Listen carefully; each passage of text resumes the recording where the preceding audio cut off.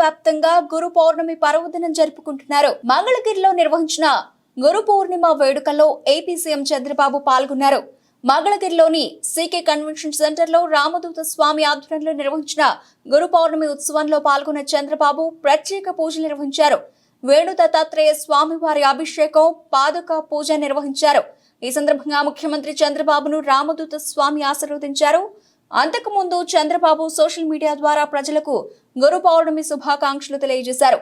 సత్యం, ధర్మం, దయ, ధ్యానం ద్వారా సమున్నత జీవన గమ్యాన్ని ఏర్పరచుకోవాలన్న వేదవ్యాసుని ఉపదేశాన్ని అనుసరిస్తూ గురువుల పట్ల అత్యంత గౌరవంతో మెలగాలని, ప్రజలంతా మహోన్నత ఆశయాలతో ముందుకు సాగాలని ఈ సందర్భంగా ఆకాంక్షిస్తున్నట్టు చంద్రబాబు ట్వీట్ చేశారు.